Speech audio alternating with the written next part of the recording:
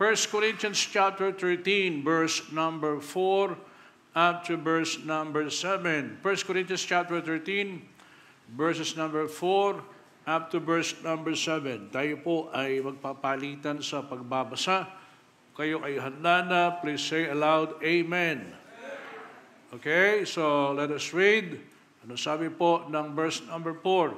Charity suffereth long and is kind. Charity envieth not. Charity vaunteth not itself, is not puffed up. Verse number 5.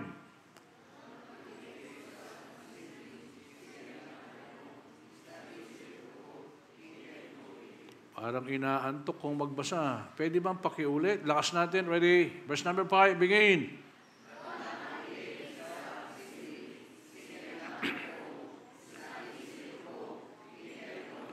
Rejoiceth not in iniquity, but rejoiceth in the truth. Verse number 7. Beareth all things, believeth all things, hopeth all things, endureth all things. Manalangin tayo. Dakilang Diyos, salamat po sa hapong ito. Salamat muli sa inyong pangunguna at pagpapala sa amin, Panginoon. At dalangin po namin na kami ay i-bless po ninyo mula sa inyong mga salita. Tulungan niyo po kami. Kayo po siyang laging aming maitaas sa aming kalagitnaan, Panginoon. Salamat sa mga magagandang testimonies and even mga special numbers na aming napakinggan. At dalangin po namin, handaan niyo po ang bawat puso sa pag-aaral po ng inyong mga salita. Ang lahat ay aming dalangin sa pangalan ng aming Panginoong Yesus. Amen. Thank you. You may please be seated. One more verse, Ephesians chapter 5, verse number 21. Ephesians chapter 5, verse number 21. Anong sabi ng talata dyan? Submitting yourselves one to another in the fear of God. Submitting yourselves one to another in the fear of God. I'd like to entitle the message this afternoon, What a Loving Family Is. Amen? Amen ba? At if we will notice yung text natin, yung 1 Corinthians chapter 13, pinaliwanag doon kung ano ba ang pag-ibig. Ano? At mamaya na natin pupuntahan yan, but tingnan muna natin muli yung talata na kung saan huling binasa natin, yung verse 21 ng chapter 5 ng book of Ephesians. Sabi doon, submitting yourselves one to another in the fear of God. You know, submitting yourselves one to another, that means that in the home, there is no place for a dictator in the home. Amen ba? Oh. Walang puwang yung diktador sa tahanan. Not even the husband himself, nor even the wife herself, di ba? Amen ba? Kaya hindi ang asawang lalaki ang nagdidikta, at mas lalong hindi ang asawang babae ang diktador sa bahay. Pero mga ganoon na dictator sa bahay yung asawang babae, minsan, o kaya naman hindi minsan, kadalasan, o kaya naman yung asawang lalaki. At hindi rin naman dapat yung mga anak. Are you listening? Okay, so tingnan natin mga kapatid. At yung salitang in the fear of God, that means to say, let us realize our biblical position, knowing we will have to give an account before God, and later on, as we stand on His side. Ibig sabihin, kapag tayo ay tumayo doon sa Kanyang harapan. Alam po ninyo, lahat tayo ay magsusulit sa Diyos. Tama ba? Lahat tayo ay magbibigay sulit sa Kanya. We will stand before God. We will stand before the judgment seat of God. At ang lahat ng mga ipagbibigay natin ng sulit ay yung mga bagay na kung saan ito ay naiatang sa atin ng ating Panginoon Diyos. Kaya nga, pagkatapos nito, pag dumating ang Panginoon, ang bawat isa, tayo ay haharap sa Kanya. Ang tawag doon ay Judgment Seat of Christ. Tama ba? Amen. Iba naman yung Great White Throne Judgment. Ang Great White Throne Judgment, it is for the unbelievers. Yung mga hindi mananampalataya o yung mga hindi naniwala sa Diyos. Pero yung mga mananampalataya, ang tawag doon sa judgment na yan, it is a judgment seat. Judgment seat of Christ. Ito yung, ang ating ipagsusulit sa atin dito, ay yung mga bagay na ginawa natin para sa Panginoon. Tama ba? Hindi naman yung hindi natin ginawa. Ano pang i-judge doon? Wala ka namang ginawa. Kung hindi, ang hatulan ng Panginoon ay yung mga bagay na ginawa natin para sa Kanya. Kaya nga, merong awarding ceremony. Amen? Kaya nga, tinanong ninyo mga kapatid, what the Lord is expecting to us after that we have been saved, kaya tayo ay narito. Okay? Hindi lamang dahil meron tayong pangako ng Panginoon. Kaya natin ginagandahan, ginagalingan, sapagkat isang araw, anuman yung mga bagay na ginawa natin, ito ay i-reward sa atin ng Panginoon. Kaya tayo ay makakatanggap ng reward sa Kanya.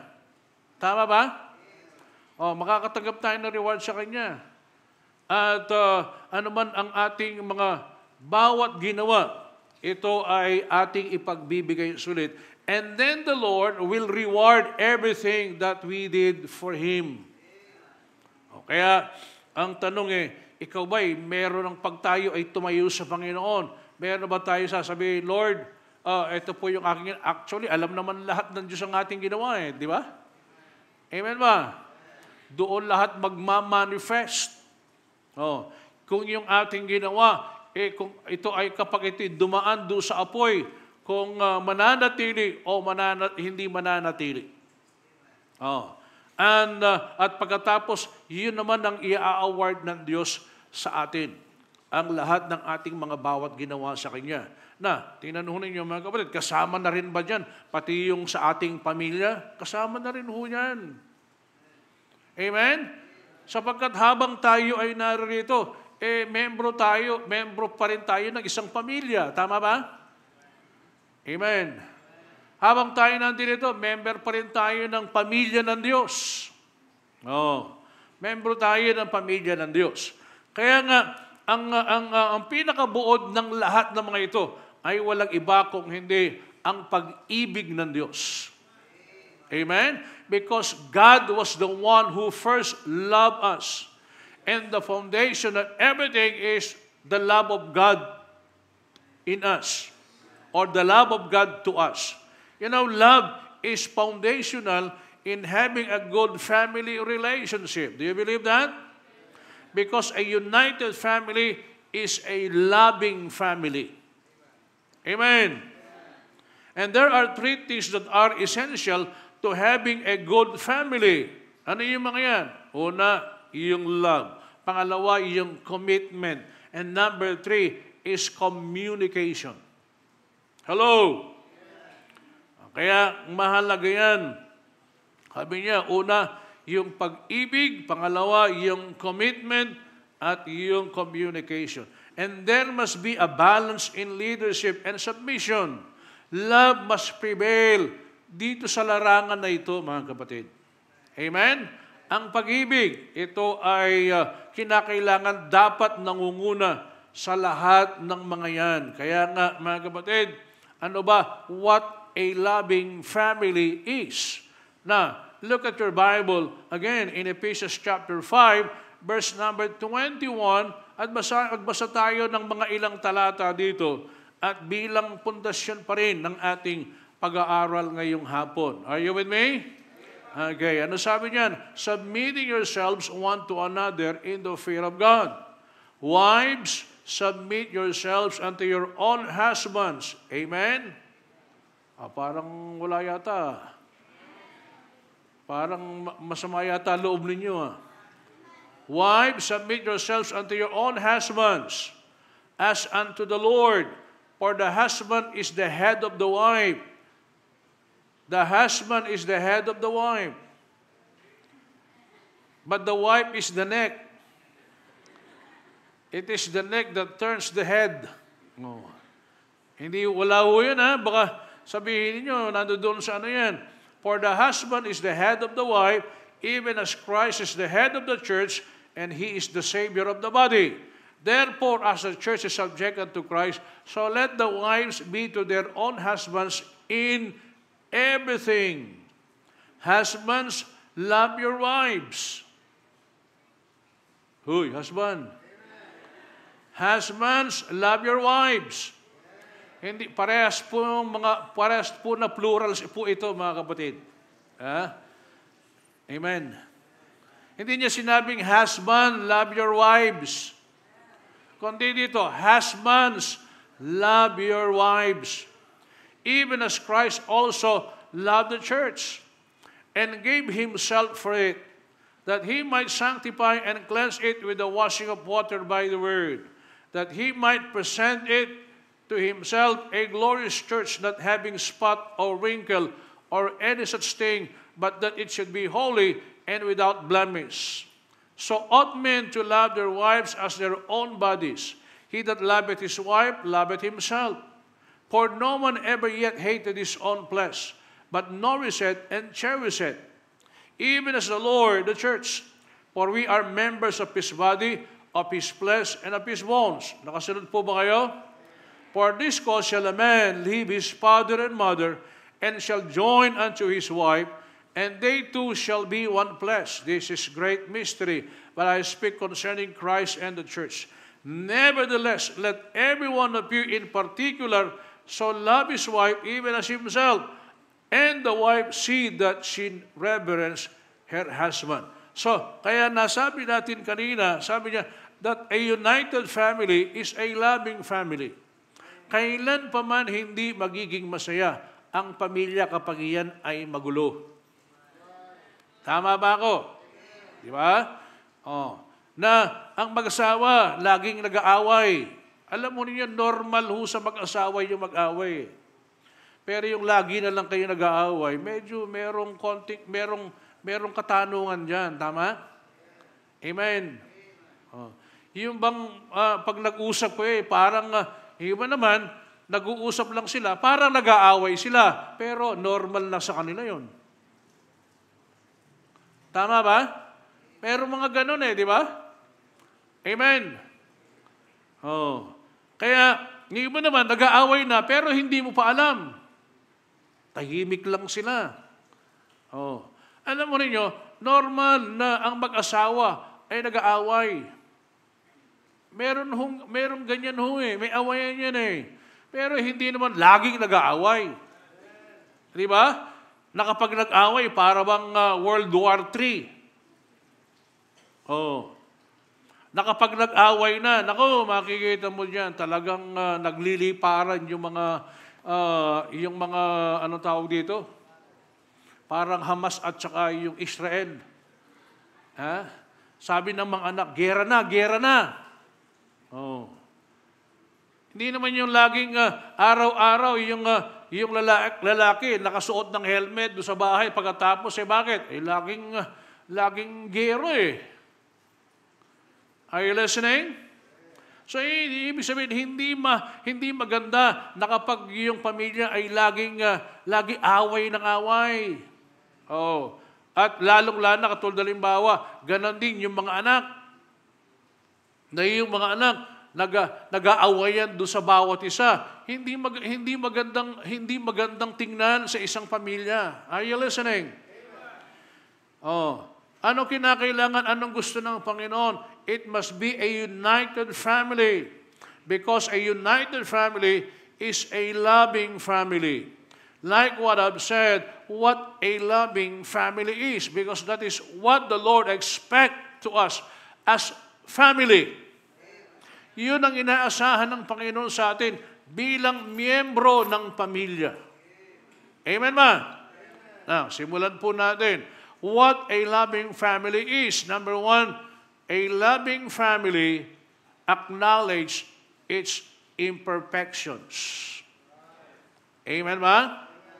1 Peter chapter 4 and verse number 8. Anong sabi ng 1 Peter chapter 4, verse number 8? And above all things, are you listening? And above all things, have fervent charity among yourselves. For charity shall cover the multitude of sins. Ang ibig sabihin niyan, a loving family acknowledges its imperfections. Kaya nga sabi ko kaninang umaga, there is no such a perfect family. Tama ba ako? Tama ba? Ibig sabihin, alam mo ninyo mga kapatid, walang perpektong pamilya. Walang perpektong asawa. Wala ding perpektong asawang lalaki. At gayon din naman yung mga anak. Sabihin mo sa iyong sarili, I am not perfect. Sabihin mo nga, you are not perfect. Parang ang tamad-tamad yung magsalita. Patatayuin ko kayo lahat hanggang matapos mamaya ito. Kanina, sigaw na kayo ng sigaw. Ngayon, parang pumupunggak-punggak na yung mga mata ninyo.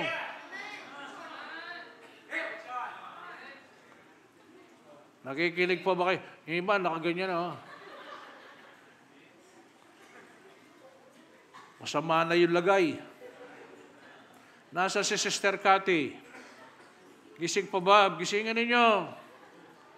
Uminom ng gamot niyan may pampatulog yun. Kaya mamaya palang tatalab yun, Sister Cathy. Anong ibig sabihin yan? Ikaw na asawang lalaki, hindi ka perpekto. Maliban na lang kung perpekto yung asawa mo, o yung pangalan mo. Pero kahit perpekto ang pangalan mo, hindi ka pa rin perfect. Ikaw na asawang babae, ganun din, hindi ka rin perpekto. Tama? Ibig sabihin niyan, bawat sa atin, ay meron tayong mga bagay na kung saan nagagawa. At huwag natin kalilimutan na tayo, if you are a married person, the person you married is a human being. Tama ba? And your children are human beings. Kaya nga, mga kapatid, pwedeng sabihin natin sa ating sarili at sa bawat isa, that we are not perfect. And there is no such a perfect church. Amen? So bukod dyan, hindi lamang yan. Sabi niya, but a loving family accepts its weaknesses.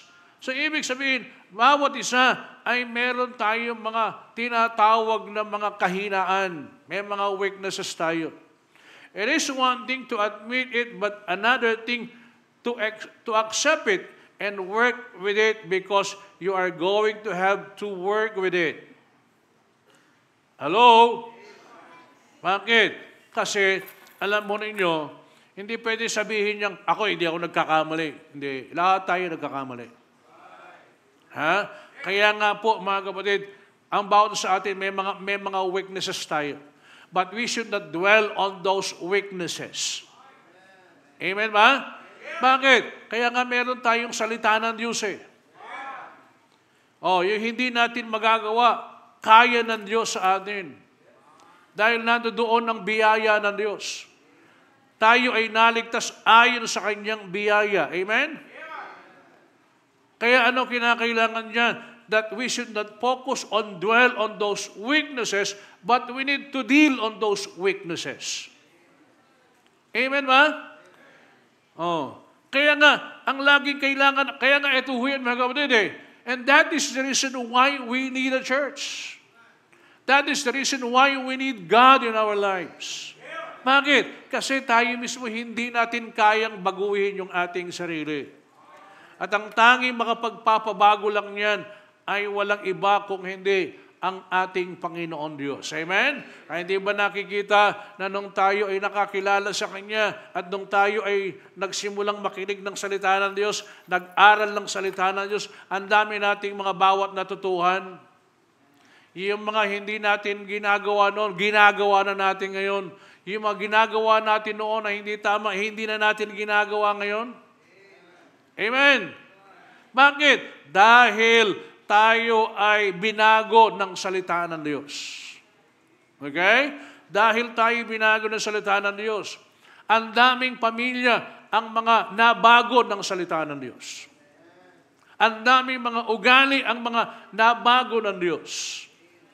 Ang daming mga bagay na kung saan ginagawa noon na ito ay tinuwid ng salita ng Diyos. Ibig sabihin yan, ang bawat isa, kung ating titingnan yung mga imperfections natin and even our weaknesses, and we will deal on that, alam mo ninyo, napakaraming bagay na kung saan ito ay magagawa ng Diyos sa atin. Can we not thank the Lord? Sasabihin natin, salamat po, Panginoon. Kaya nga, di ba kaninang umaga, ang sabi ko, na ang bawat sa atin, nung tayo ay hindi pa mananampalataya, ano bang buhay meron tayo? Sinikap na natin gawin ang lahat ng mga ito, pero hindi natin nagawa. Pero salamat na lang dahil sa biyaya ng Diyos. Ito ay ating nagagawa na ngayon. Amen? Amen. At tayo ay kinakailangang patuloy pa na lumago dyan. Kaya nga napakahalaga. Lagi sinasabi natin doon sa mga kabataan, mag-ingat kayo. Kung kayo ay mag-aasawa, kinakailangan dapat tiyakin muna. Siguraduhin nyo muna. Tama? Amen ba? Mas maganda na yung kilala nyo na kesa doon sa kikilalanin nyo muna. Hindi, makikilala ko rin yan pag kami ng dalawa. Kung nakilala mo, ganyan pala yan. Ano sasabihin mo? Isusuli ko na lang siya doon sa nanay. Hindi. Bakit? No. Anong tawag doon? No retreat, no surrender. Ha? No return, no exchange. Hindi mo na pwede ipamalit yan. Amen? Kinakailangan dapat tiisin mo na yan. Wala eh. So anong kinakailangan? Dapat alamin mo muna yan. Dapat kilalanin mo muna. Kung yung nga kilala mo na yung kilala mo na, pagkatapos habang tumatagal, kaya alam mo ninyo mga kapatid, habang tumatagal yung relationship ninyo bilang mag-asawa, lalo pa kayo nagkakaalaman. Lalo na pag natulog na kayo, ay naku, naghihilik pala ito. Kaya hindi mo na pwedeng isoli yan. Pag nakita mo na kung saan, pag halimbawa ay natulog, nagsasalita pala pag natutulog yan. Wala na, hindi ibig sabihin. Kaya ngayon palang kinakailangan dapat tiyakin mo na. Kaya kinakailangan dapat pinapanalangin mo na yan sa Panginoon. Are you listening? Kaya nga hindi nyo ba nakikita? Kung halimbawa, nung sabi ng tatay, tinutukan yung anong gagawin mo? Pakakasalan mo yung anak ko o makukulong ka ng 20 years? Naisip niyang, nakita niya na makukulong. Abay, ayaw niyang makulong. Pakakasalan ko na lang po. O di pinakasalan. Umabot ng 20 taon. Sabi niya, sayang, pambira. Maya, buti palang pinili ko na lang yung makulong ako kesa doon sa pakakasalan ko. Bakit? Kasi kung nakulong ako, laya na ako ngayon Kaya kung iniisip mo pa nalalaya ka, hindi ka makakalaya. Bakit? Life sentence yan. Amen? Sabi ng Bible till death do us part. Kaya nga, kinakailangan, dapat manigurado ka muna. Kaya ikaw, Grace, pag mag-aasawa ka, piliin mo. Dahil panghabang buhay yan. Amen? Panghabang buhay yan. Ano kinakailangan? Dapat panalangin mo muna sa Panginoon. Amen? Kaya yun ang dahilan kung bakit itinuturo yan sa church That in order for us to prepare everything para pagdating ng araw, hindi yun nagsisisi ka. Bakit kasi? Bakit ganyan? Hindi lamang yung dahil nakita mo, wow, pogi. Di ba? Wow, ang ganda. Oh. Tandaan ho ninyo, mga kapatid, yung kapogian at kagandahan, kumukupas yan. Amen ba? Kumukupas yan. Tanging kami lang ang hindi kumukupas dyan. Totoo yan. Alam nyo, parang kailan lang mga bata kami, mga young people. Noong mga young people kami, mga dalaga at binata, ayan, sina Sister Janet, si Brother Joel, sabihin ko sa inyo, mga flavor of the month, yung mga yan. Ayan pang sina Limar na yan, at saka dun sa mga marami mga dito. Ewan ko, kasama yata si Brother Jun sa flavor of the month. Kasama ba siya, Weng, sa flavor of the month? Si Brother Jun? Ayan, sina Brother Ricky, mga young people pa lang kami noon. Kaya, noon pa, tinuturuan na kami ng pastor, tinuturuan na kami ni Pastor Mercado. Abay, salamat sa Panginoon sapagkat isang araw sa aming buhay, binigay yung tama, binigay yung nararapat na kung saan pwedeng maging lifetime partner namin. And by the grace of God, that even up to now, we are here. Malalaki na yung mga anak namin Naunuan ho ba rin nyo? Ayan, si Sister Alma pa, mga young people pa lang sa church. Pag young people na kami nun, nakaupo na doon si Ate Nene, na nasa langit na ngayon. Huwag kang makakatawa-tawa na yung alakhak na malakas. Nako, masasabihan ka. Sabihin ko sa iyo. Tinuturuan niya noon yung mga young people.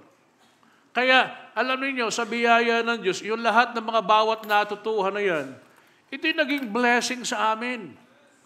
And that is what we teach to other young people. Yung mga kabataan. So makikita mo yan. Of course, siyempre, pag kabataan ka, marami ka pang mga gustong gawin, marami ka pang mga gustong patunayan. Pero pag halimbawang nagkaedad ka na, nagkaroon ka na ng responsibilities, tutuwid din ng isip mo Lalo kung magpapamilya ka, magkakaroon ka ng tamang disposisyon, magkakaroon ka ng tamang desisyon. Kaya sabi ko nga doon sa kanila, bakit ginagawa mo yung ginagawa mo ngayon? Noon, hindi naman tayo ganong mag-isip. Dahil kasi natuto at dahil nag-matured. Kaya kapag, di ba lagi sinasabi, pag may nagtuturo, matututo ka. Tama? Ibig sabihin, sa pamagitan ng mga bawat katuruan na yan, nagkakaroon ng pangunawa. Natututo. Kaya kinakailangan dapat, halimbawa, kabataan, matuto kang makinig para balang araw, magiging matagumpay ka sa buhay mo bilang isang magpapamilya. Amen ba? Alam mo, mahirap pag ikaw ay nakatagpo ng magiging partner mo sa buhay, lalong-lalong hindi mananampalataya. Sabihin ko sa inyo, kayong mga kababaihan na ang gaganda pa naman ninyo.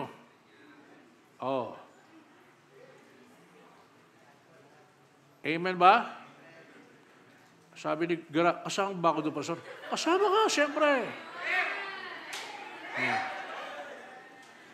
Sabi ni Sister Luz, kasama po ba daw akong Pastor? Kasama ka. Tandaan ninyo, habang nabubuhay, huwag kayong mawalan ng pag-asa. Maaring hindi palang isinisilang yung ibibigay ng Panginoon sa inyo. Sabi nila, anong edad na kaya ako nun? Kung si Big Soto nga Di ba? Ang tanda na niya, yung asawa niya na pagkatapos, saan ba tayo napunta? Ang ibig sabihin yan, kinakailangan dapat tiyakin niyo yan. Amen ba? Para balang araw, magiging masaya ka.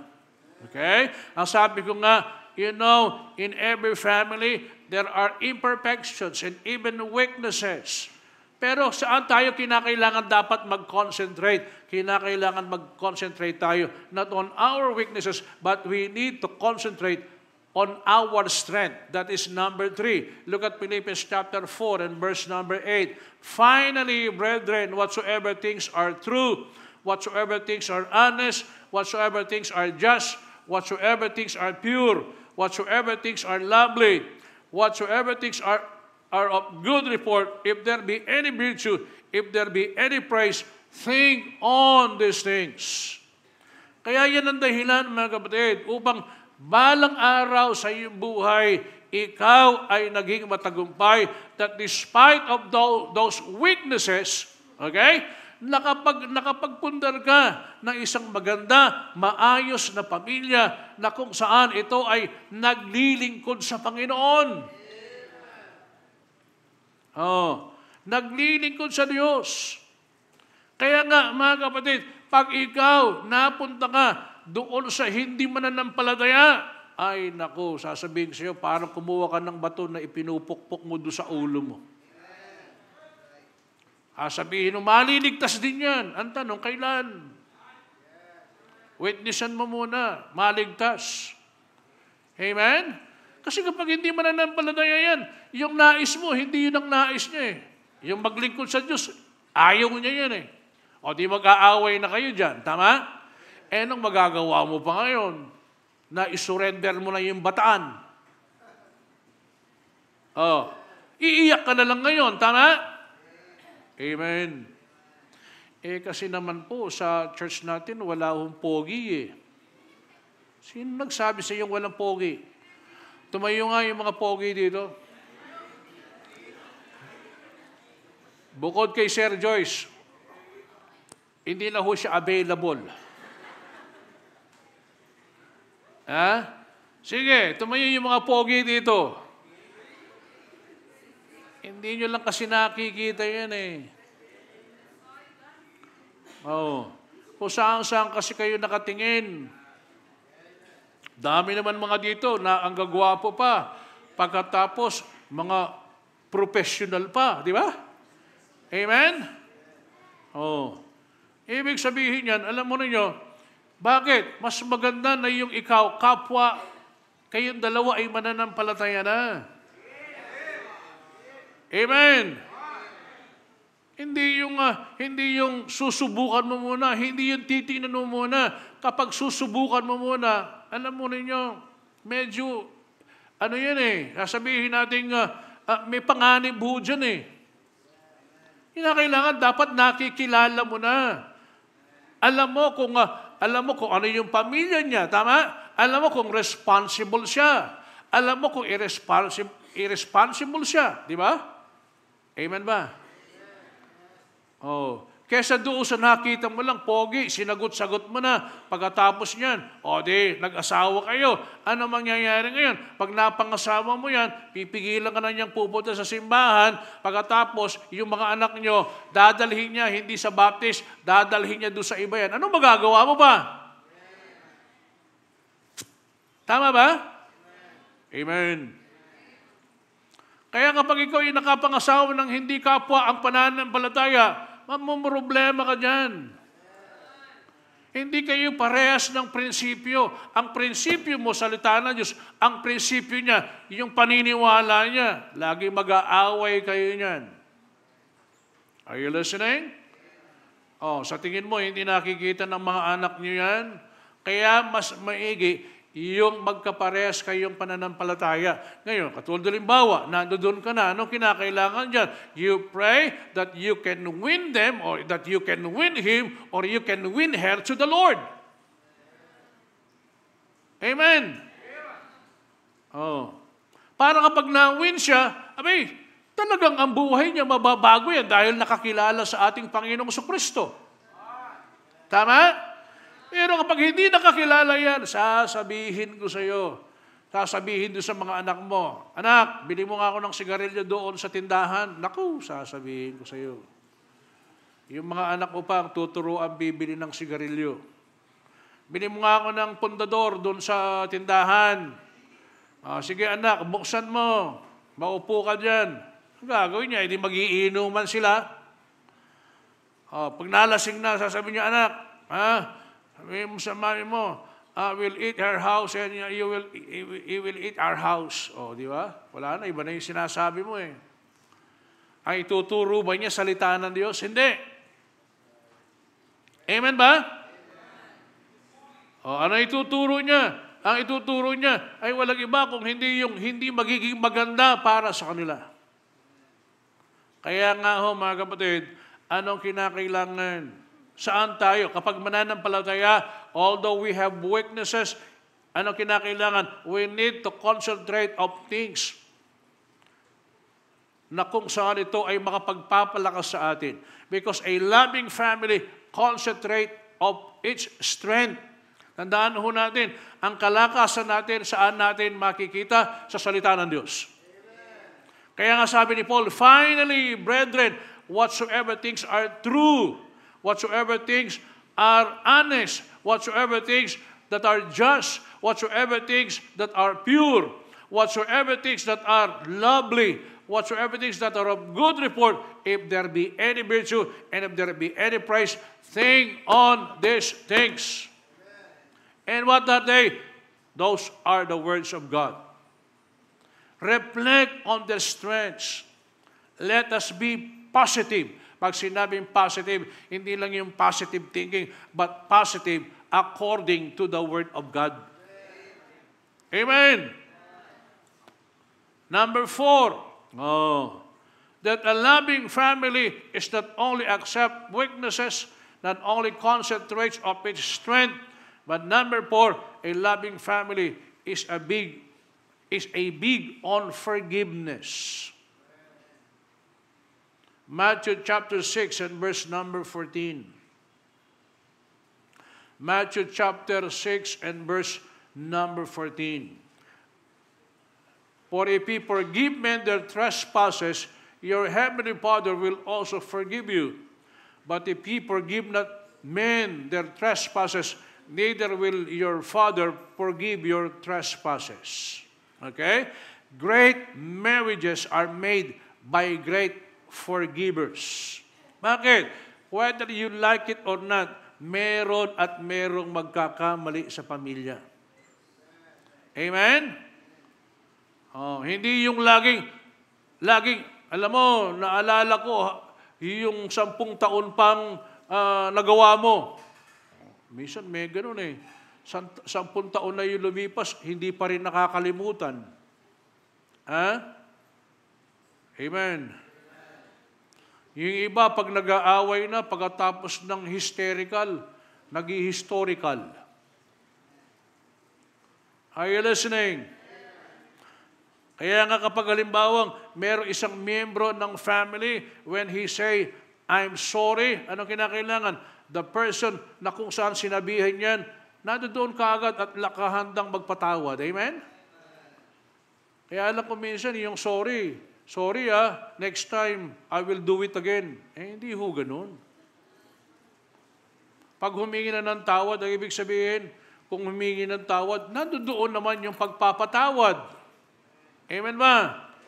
Kaya lang naman kuminsan, ang iba, pag laging humihingi ng sorry, binibigyan ng patawad, pagkatapos nun, ginagawa na naman at umuulit na naman. Look at your Bible in Matthew chapter 18, verse number 21 and 22. Then came Peter to him and said, Lord, how oft shall my brother sin against me, and I will forgive him? Anong sabi dyan? Jesus said unto him, I say not unto thee until 7 times, but until 7 times 7. Ilang ano yan? 490. Nakita niyo ba yung talata? Matthew 18, 21 and 22. Tingnan nga natin.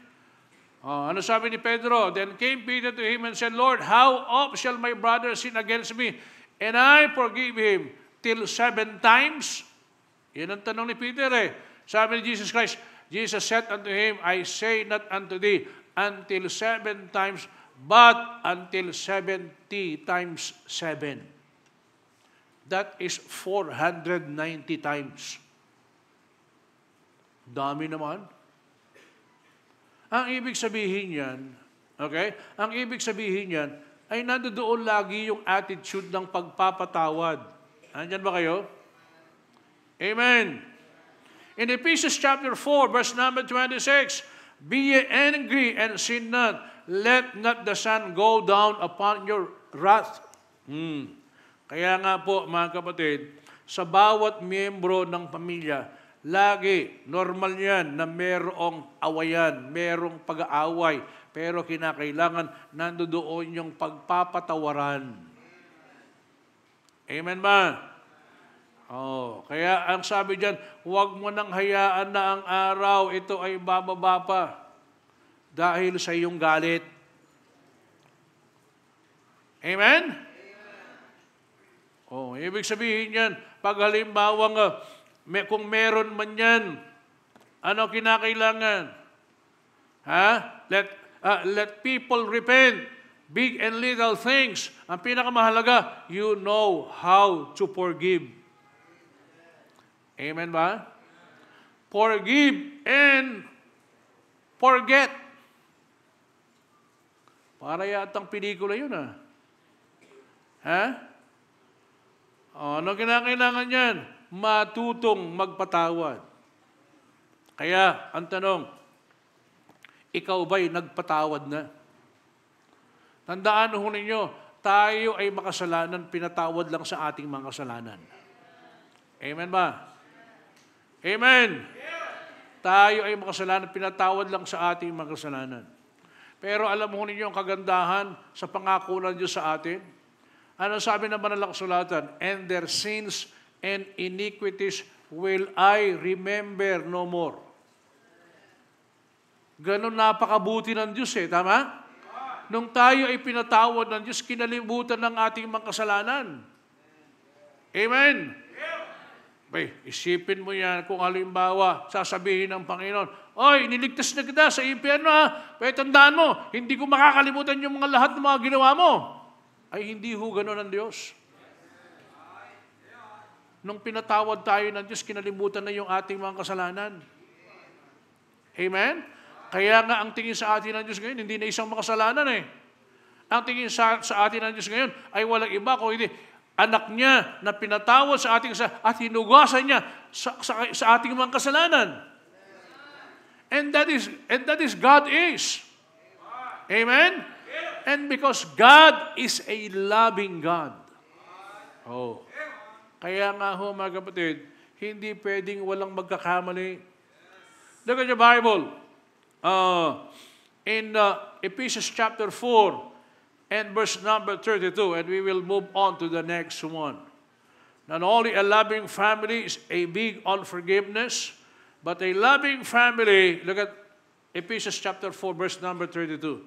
And be ye kind one to another, tender-hearted, forgiving one another, even as God, for Christ's sake, hath forgiven you. What a loving family is. A loving family is nurtured in kindness. A loving family is nurtured in kindness. Ang sabi po ng banal na kasulatan sa Proverbs 15, verse number 1, a soft answer turneth away wrath, but grievous word stir up anger. Kindness has to be in the heart. Treat others like you want to be treated. Kaya nga po, mga kapatid, alam ninyo, isang napakagandang bagay sa buhay natin bilang mga mananampalataya ay yung tinatawag na pagiging mapagpatawad natin at yung ating, anong tawag sa kindness sa Tagalog? Yung ating kabutihan, kabutihang loob. Tama ba yun? Amen? Yung kabaitan mo. Tama ba yung kindness? Oh. Hindi ka lang mabait pag natutulog. O, kita mo, tingnan mo, ang bait-bait mo. Bakit? Natutulog ka Pag gising ka na, naku, wala na yung kabaitan. Hindi ganoon. Dapat gising ka o tulog ka, mabait ka. Meron bang tulog na mabait? Tandaan mo, pag tulog ka, okay, pag tulog ka, kahit tulog ka, kung hindi ka mabait, hindi ka talaga mabait. Tama? Ibig sabihin, yung mabait, kahit tulog man yan o gising yan, mabait pa rin yan. Now, look at this. Ibig sabihin, a loving family is nurtured on kindness, sa kabutihan, sa kabaitan. Ibig sabihin yan na ang mga bawat mananampalataya, o lalong-lalo kung mananampalataya at miyembro ng pamilya, mararamdaman mo yan.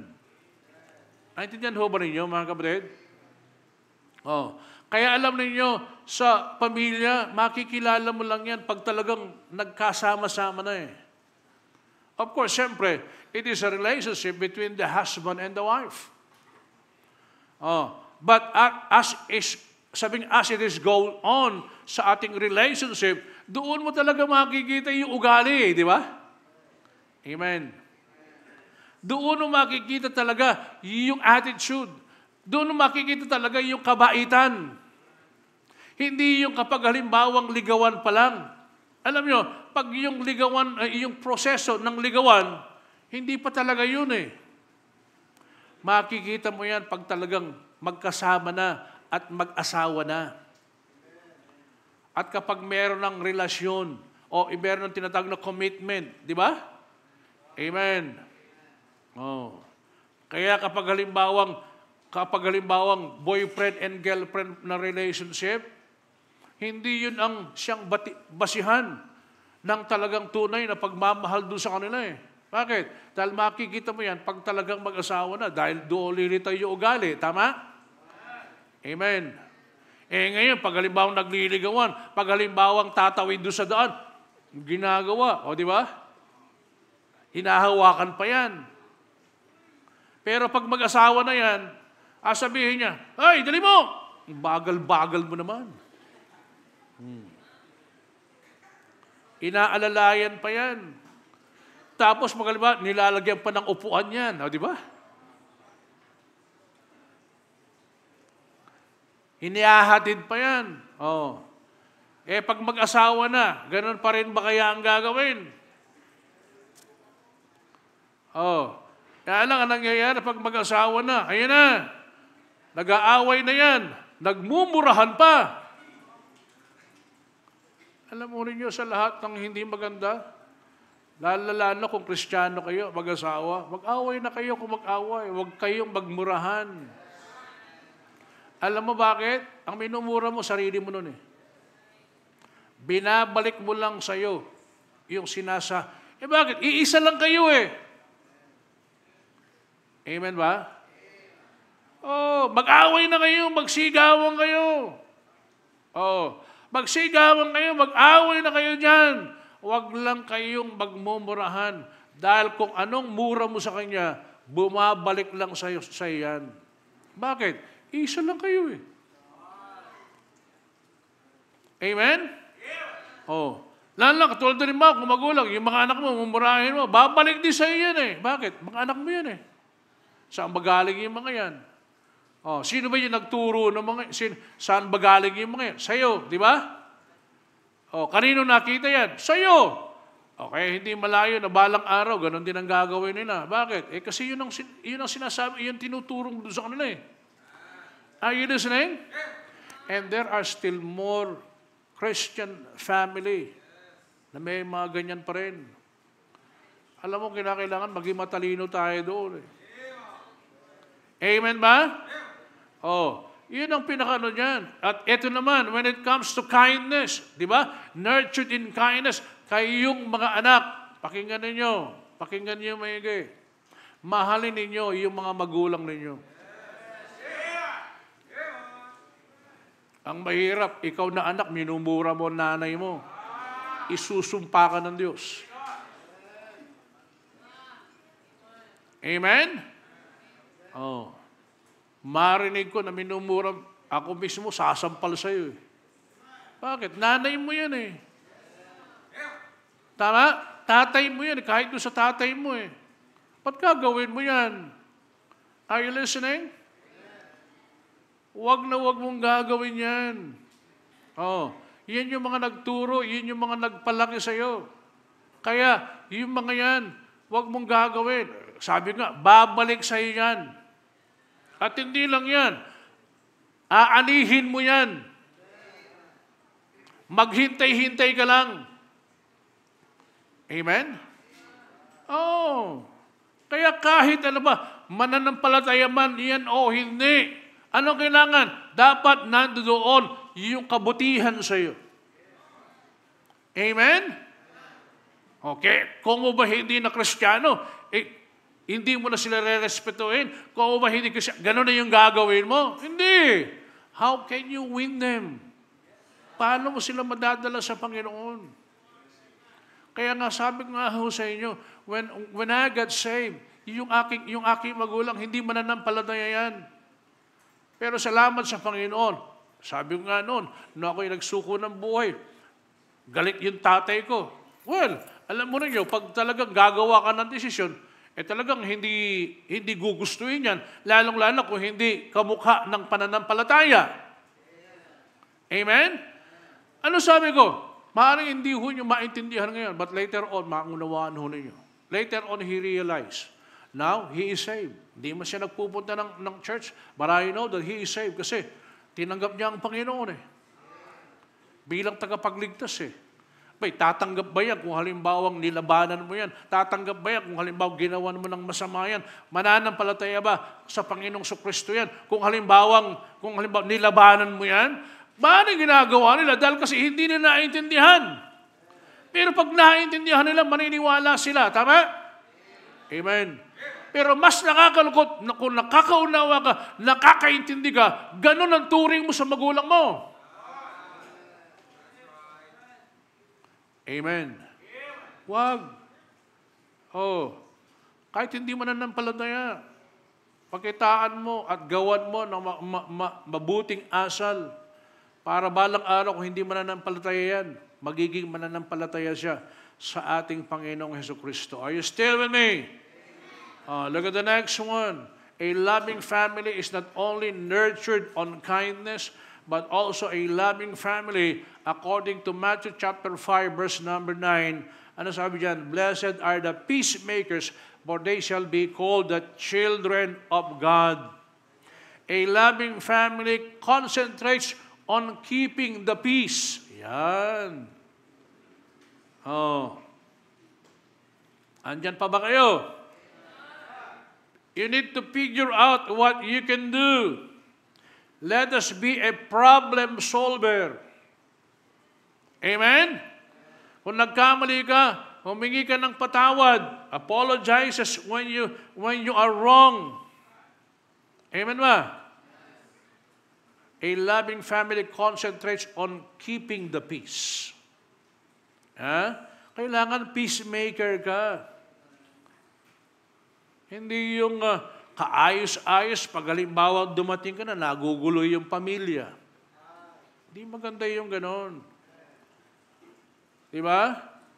Hindi yung napakaganda ng usapan pag dumarating ka na, nagugulo na. Hindi kaayos-ayos ng pagkatapos bigla ka na lang mga away. Hindi ganon. Amen. Nandyan pa ba kayo? Ano kinakailangan yan?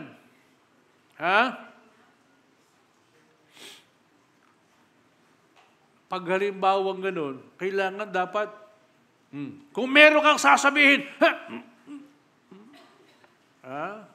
sabi niya, you bite the tongue. Para hindi ka na makapagsalita ng masama pa. Okay? Huwag mo nang kinakailangan stir up pa. Kung halimbawa nagkakagulo na nga, ang gagawin mo, guguluhin mo pa. So, hindi maganda. Are you listening? O, kaya nga, anong kinakailangan dyan? Sabi nga, concentrates on keeping the peace. Pagkatapos, nakalagay pa nga dito, peacemaker. Nandun pa sa t-shirt mo, peacemaker ka. Ang ginagawa mo naman, nagkikreate ka naman ng trouble. Amen? So, anong kinakailangan dyan? A loving family concentrates on keeping the peace. Ang ibig sabihin niyan, pag nagkakagulo, ikaw na ang tinatawag para maayos yan. Pag dumarating ka na, nagiging maayos na yan. Oh, look, tinanong niyo. Ito lagi sinasabi ko doon sa mga bawat nagsuko ng buhay, mga manggagawa sa church. Sabi ko sa kanila, as you establish your Christian life, doon sa family mo, ito ang iyong gagawin. Ang gawin mo, sikapin mo, na panindigan mo, yung buhay pananampalatayang yan. Kung tinawag ka ng Diyos, yung real blessing sa family mo, yung pagiging Kristiyano mo, o yung pagiging mananampalataya mo sa iyong pamilya. Maaaring hindi nila makikita yan doon sa una. But later on to realize na mahalaga ka. Bakit? Pag nagkakaroon na ng kaguluhan doon sa pamilya, ikaw nang pinapatawag. Para kang pulis. Sabihin nila, merong awayan dito sa pamilya. Tawagin mo ang kuya mo para ayusin. Tawagin mo nga yung kapatid mo para magkabati na. Naintindihan ho ba ninyo? Bakit? Peacemaker ka eh. Tama? That is the blessing in the family. Kaya sabi ko sa kanila, ngayong nandirito ka na, establish mo na yung buhay mo, na itinatayo ka ng Diyos, ini-establish ka ng Diyos, so that someday, you can be a blessing to your own family. Ano yung blessing niyan? Peacemaker ka. Ikaw yung taga-ayos sa kanila pag hindi maayos. Okay? Ikaw yung tinatawag na nagre-resolve ng problema kapag mayroong problema at hindi maayos doon sa pamilya. Bakit? Anak ka ng Diyos eh. Mananampalataya ka. Ang mahirap, yung kapag dumarating ka na, nagugulo na sila. Hindi ho blessing yun. Are you listening? Ang mahirap, pag dumarating ka na, nagugulo na lahat. Hindi na nagiging maayos ang sitwasyon. Pero pag dumarating na, kung merong gusot, naaayos yan. Pero kapag may mga problema, nare-resolbahan yan. Why? Because you are a believer, you are a Christian, and you are known for being a problem solver. Amen. You are known for being a problem solver. Ibig sabihin yan, pinapanatili mo ang kapayapaan. Hindi yung sa iyo nagmumula ang kaguluhan. Amen po ba? Ilan lang. What a loving family is. A loving family is not only concentrates on keeping the peace, but also a loving family is a praying family. A loving family is a praying family. Now, tinanong ninyo, anong sabi ng banal na kasulatan? Ang bawat sa atin, hindi lamang tayo dapat nananalangin kapag kakain ka. Hindi ka lamang dapat nananalangin kapag may problema ka. Hindi ka lamang dapat nananalangin kapag oras ng preaching. Kung hindi, kinakailangan dapat ang bawat miyembro ng pamilya ay laging nananalangin yan. You know, the Bible says, pray without ceasing. Ano ibig sabihin yan? Ibig sabihin, manalangin ng walang patid. Di ba, ito ba yung panalangin na paulit-ulit? Hindi. Kundi yung panalangin na lagi ang bawat anak ng Diyos, bawat mananampalataya, yan ay laging nananalangin sa Diyos. Do you pray for your family? Kayo mga bawat kabataan, do you pray for your dad? Do you pray for your mom? Do you pray for your brother? Amen? Pinapanalangin mo ba sila? Lord, dalangin ko po yung aking nanay, yung aking tatay, tulungan niyo po sila sa kanilang pagtatrabaho. Hindi yung laging puro ang yung hingi ka ng hingi, lagi ano bang maibibigay sa'yo? You pray for them. You know, kapag halimbawa nandito kami every Wednesday, yung mga prayer partner ko dito, sino yung mga prayer partner ko every Wednesday? Taas ang kamay. Eto yung mga yan. Taas yung kamay nyo, prayer partner ko kayo. Parang natutulog kasi kayo, kaya hindi nyo alam eh. Oh, yung mga prayer partner ko every Wednesday. Yung mga yan, sabi nila, oh, what is your prayer? Tuwing mananalangin kami, I always ask them, what is your prayer request? Sabi na, pag-pray ko po yung aking pag-aaral, yung aking studies. Oh, hindi ko makalimutan, si Liam, nung siya ay, sabi ko, what is your prayer request? Pag-pray po natin yung lolo ko. O, kita mo na? Nasa ano niya, pag-pray doon sa lolo niya, nung may sakit. Oh. Hindi lamang yung lagi mag-pray, Lord, lagi naka-pray doon sa ano. Hindi. Even sa kanila, yung pag-aaral nila, yung mga loved ones nila, yung mga family nila. And that's why when we pray, ano sabi ko, Lord, tulungan niyo po yung mga batang ito. Ingatan niyo po sila. Not only them, but even their family, even their dad, and even their mom. Amen?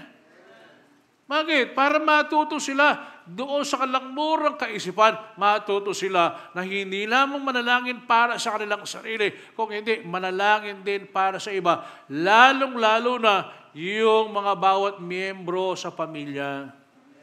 A loving family is a praying family. Amen?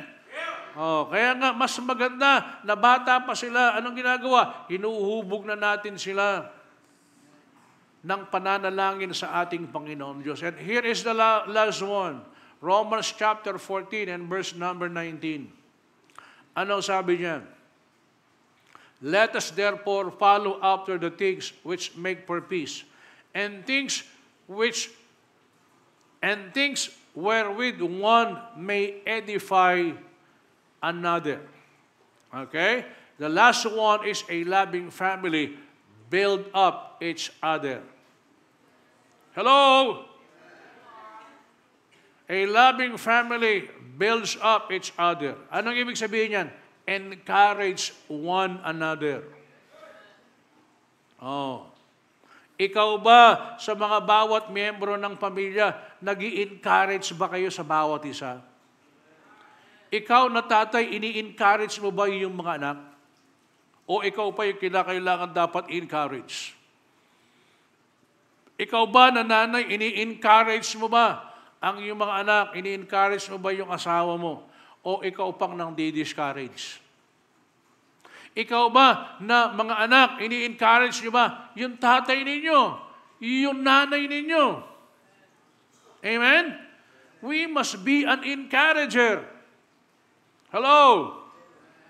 Oh. Bakit? Sapagkat sa atin bilang pamilya, ano kinakailangan? Kinakailangan dapat mahubog yung pagmamahal na yan sa ating pamilya. Ang ating pinag-aaralan ng ating tinutukoy, it talks about our family. You know, in this church, it is like a family. Anong kailangan? And that is the reason why we encourage one another. Amen? Why we look for one another. Why we help one another. Kaya sa Bible, makikita mo yan, yung one another in the Bible, ito ay nandoon at nakasulat. Bakit? Kasi hindi ka pwedeng magpatuloy, hindi ka pwedeng lumago, hindi ka pwedeng magamit na mag-isa ka lang. Kailangan mo ng kasama. Kung sa simbahan, kailangan natin ng kasama at ang mga bawat membro para tayo magamit ng Panginoon. Alam mo niyo, the same also in the family. Amen?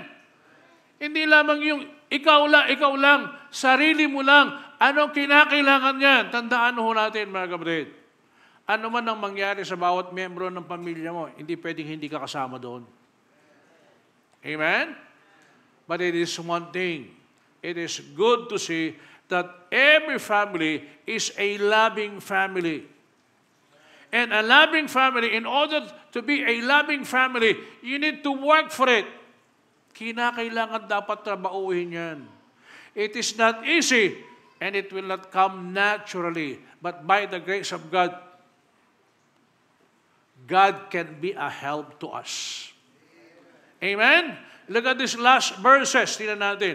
And here are the 16 characteristics of love. Oh, ano yan?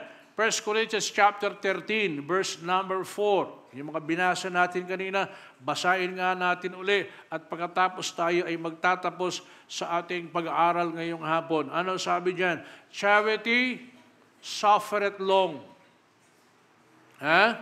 Charity suffereth long and is kind. Charity envieth none. Charity vaunteth not itself, is not puffed up. Next, do not behave itself unseemly. Seeketh not their own, is not easily provoked. Thinketh no evil. Rejoiceth not in iniquity, but rejoiceth in the truth. Beareth all things, believeth all things, hopeth all things, endureth all things. Charity never faileth, but whether there be prophecies, they shall fail. Whether there be tongues, they shall cease. Whether there be knowledge, it shall vanish away. For we know in part, and we prophesy in part. But when that which is perfect is come, then that which is in part shall be done away. When I was a child, I spake as a child. I understood as a child. I thought as a child, but when I became a man, I put away childish things. Amen? When I became mature, I put childish things. Alam niyo, nung ikaw hindi pa mature, di mo pa alam yan eh. Ayaw mong unawain yan eh. But later on, as you go on in your Christian life and you become mature, later on to realize kung ano yung lahat ng mga yan. Amen? For now we see through a glass darkly, but then face to face. Now I know in part, but then shall I know even as also I am known. And now abideth, ano daw? Faith, hope, charity. These three, but the greatest of these is what? Charity. Amen? What a loving family is. Mga kapatid, alam mo ninyo, iyan ang pinaka-main foundation ng ating pamilya. Hindi pwedeng walang magkakamali, hindi pwedeng hindi makakagawa ng isang bagay o pagkukulang. But let us always remember, as our family is found in love, yung lahat ng yan ay mapagtatagumpayan. Amen? Bakit? Dahil yung lahat ng yan ay naka-found sa ating Panginoong Kristo. Amen ba? Tayo lahat ay tumayo.